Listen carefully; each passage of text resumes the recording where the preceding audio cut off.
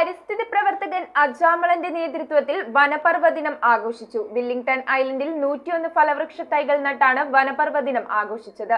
ഉദ്ഘാടനം RS അജയകുമാർ നിർവഹിച്ചു.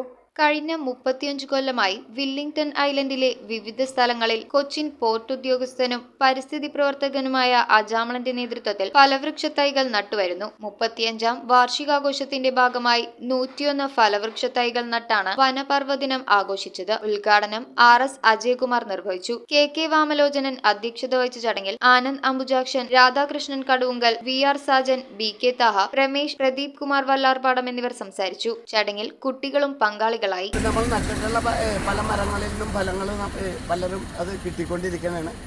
ഏതായാലും ഇതിലേറ്റവും എന്ന് വെച്ചാൽ നമ്മുടെ കുട്ടികളാണ് നമുക്കിപ്പോൾ ഏറ്റവും കൂടുതൽ പ്രോത്സാഹനം. News bureau, Kochi. കമ്പ്യൂട്ടറിൽ നിങ്ങളുടെ കാഴ്ച പരിശോധിക്കുവാൻ ക്വാളിഫൈഡ് ഒപ്ട്രോമെട്രിസ്റ്റിന്റെ സേവനം ലഭ്യമാണ്. KR opticals, near federal bank, Palluruthy. Specs world, opposite TB hospital, Karuvelippady. KR opticals, combustion മുക്ക്, കുമ്പളങ്ങി.